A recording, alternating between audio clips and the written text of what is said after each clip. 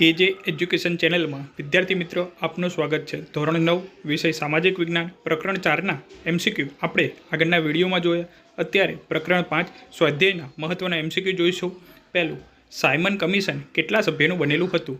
5, 6, 7 કે 8? સાચો જવાબ વિદ્યાર્થી મિત્રો કોમેન્ટ બોક્સમાં આપજો। તો સાયમન કમિશન કે મોન્ટેગ્યુ ચેમ્સફોર્ડ 1919ના સુધારામાં એક જોગવાઈ હતી કે સુધારાનો અમલ કઈ રીતે કરવો અને સુધારાની જરૂરિયાત અંગે અભ્યાસ કરવા 10 વર્ષ બાદ એક કમિશન નીમવું, પરંતુ 2 વર્ષ પહેલાં સાયમન કમિશનની નિમણૂક કરવામાં આવી હતી। જ્યોર્જ સાયમનના અધ્યક્ષપણા નીચે રચાયેલ સાયમન કમિશનમાં 7 સભ્ય હતા। તો વિદ્યાર્થી મિત્રો અહીંયા જવાબ આવશે 7। તો ટોટલ 7 સભ્ય હતા અને બધા જ સભ્ય અંગ્રેજ હતા। હિન્દીઓના દુઃખ દર્દ હિન્દી સમજી શકે એ વિચારથી કમિશનમાં હિન્દી સભ્યને સામેલ કરવાની ભારતીયોએ ભલામણ કરી હતી, પરંતુ અંગ્રેજોએ એ ભલામણ સ્વીકારી નહીં। તેથી ભારતીયોને સાયમન કમિશનનો બહિષ્કાર કરવાનું નક્કી કર્યું। સાયમન કમિશનમાં ભારતના આગમન સમયે લોકોએ હડતાળ, સભા, સરઘસ, સાયમન ગો બેકના નારાઓ અને કાળા વાવટાઓ ફરકાવી વિરોધ કર્યો, જેની સામે સરકારે દમન નીતિ વાપરી। સરકારે દમન નીતિનો ભોગ લાલા લજપતરાય, ગોવિંદ વલ્લભ પંત અને જવાહરલાલ નહેરુ બન્યા। લાલા લજપતરાય ગંભીર રીતે ઘાયલ થયા અને ત્યારબાદ એમનું મૃત્યુ થયું। ચલો બીજો પ્રશ્ન, દાંડી કૂચ ક્યારે કરવામાં આવી? 12 એપ્રિલ 1930, 12 માર્ચ 1931, 12 માર્ચ 1930, 1929? ચલો શું જવાબ આવશે વિદ્યાર્થી મિત્રો? તો કહી શકાય કે 12 માર્ચ 1930ના દિવસે દાંડી માર્ચની શરૂઆત કરવામાં આવી હતી। સવિનય કાનૂન ભંગના આંદોલનના ભાગરૂપે ગાંધીજીએ દાંડી ગામના દરિયા કિનારે જે મીઠાના કાયદાનો ભંગ કરવાનું નક્કી કર્યું। ચલો વિદ્યાર્થી મિત્રો, દાંડી ગામ કયા જિલ્લામાં આવશે અત્યારે એ કોમેન્ટ કરજો। 11 મેની સાંજે આશ્રમમાં હજારો લોકોની જનસભાને સત્યાગ્રહનો સંદેશો આપ્યો। લોકોને ધરપકડ થાય તો પણ મક્કમતાપૂર્વક અહિંસક રીતે સરકાર સામે લડત આગળ વધારવાનો અનુરોધ કર્યો। અમદાવાદના સાબરમતી આશ્રમ, ચલો એનું બીજું નામ છે હરિજન આશ્રમ અને અત્યારે આપણે ગાંધી આશ્રમ તરીકે ઓળખવામાં આવે છે। ત્યાંથી 12મી માર્ચ 1930ના રોજ વૈષ્ણવ વજન તો તેને કહીએ ત્યાંથી તેની શરૂઆત કરવામાં આવેલી। ચલો તો 12મી માર્ચ 1930 જવાબ આવશે। ચલો ત્રીજો, દાંડી કૂચને કયા વ્યક્તિએ મહાભિનિષ્ક્રિમણ સાથે સરખાવે છે? મહાદેવ દેસાઈ, સરદાર વલ્લભભાઈ પટેલ, મૌલાના અબુલ કલામ આઝાદ? ચલો કે આ દાંડી કૂચ છે એ 6 એપ્રિલ 1930ના રોજ 6:30 કલાકે દરિયા કિનારે જામેલા મીઠામાંથી મુઠ્ઠી મીઠું લઈ મીઠાના અન્યાયી કાયદો તોડ્યો। ગાંધીજીએ કહ્યું કે મેને નમક કા કાનૂન તોડ દિયા હે, અને આ સમયે ત્યાં ઉપસ્થિત લોકોએ સંબોધતા કહ્યું, હું બ્રિટિશ સામ્રાજ્યરૂપી ઇમારતના પાયામાં લૂણો લગાડું છું, તેવા શબ્દોથી સંબોધન કર્યું। શ્રી મહાદેવભાઈ દેસાઈએ આ દાંડીકૂચને મહાભિનિષ્ક્રમણ સાથે સરખાવે છે। તો વિદ્યાર્થી મિત્ર જવાબ આવશે મહાદેવભાઈ દેસાઈ। અને આ 12મી માર્ચે જે જગપ્રસિદ્ધ દાંડી યાત્રા છે એનું વિશ્વમાં જે પ્રસારણ છે કે જે મીડિયા દ્વારા કરવામાં આવ્યું। ચલો ચોથું, ડોમિનન્ટ સ્ટેટ્સ એટલે શું?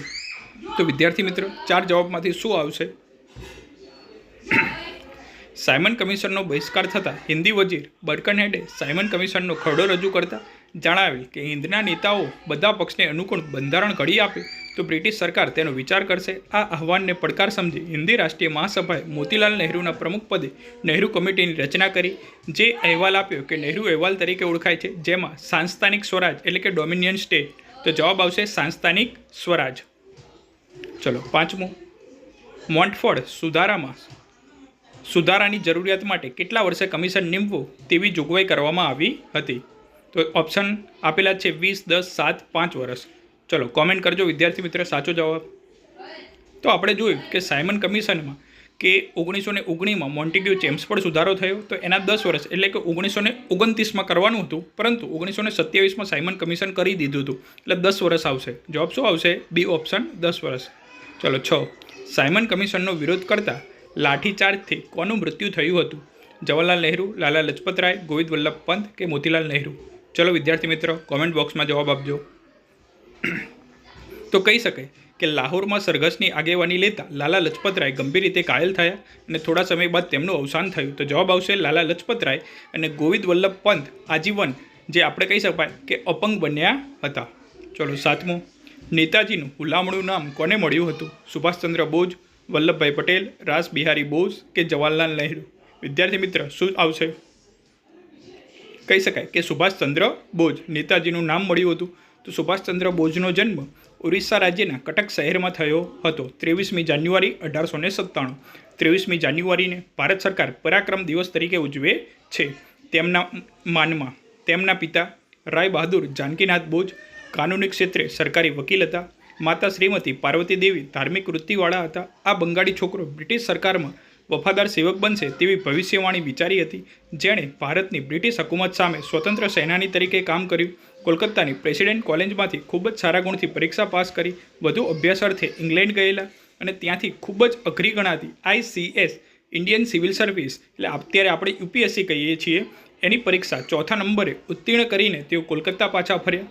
કોલકાતાની પ્રેસિડેન્સી કોલેજમાં અંગ્રેજ અધ્યાપક ઓટ દ્વારા રંગભેદની નીતિઓ અને ભારતીય વિદ્યાર્થીનો અપમાનજનક વર્તન અને અભિમાનના કડવા અનુભવે તેમના માનસમાં ક્રાંતિના બ્રિજ રૂપ્યા અને ભારતના સ્વતંત્ર સંગ્રામમાં રસ હતો. તેથી તેઓ સ્વતંત્ર સંગ્રામમાં જોડાયા. ત્યારબાદ તે જાપાનથી સિંગાપુર ગયા અને સર્વસંમતિથી ઇન્ડિયન ઇન્ડિપેન્ડન્સ લીગના પ્રમુખ તરીકે તેમની વરણી થઈ.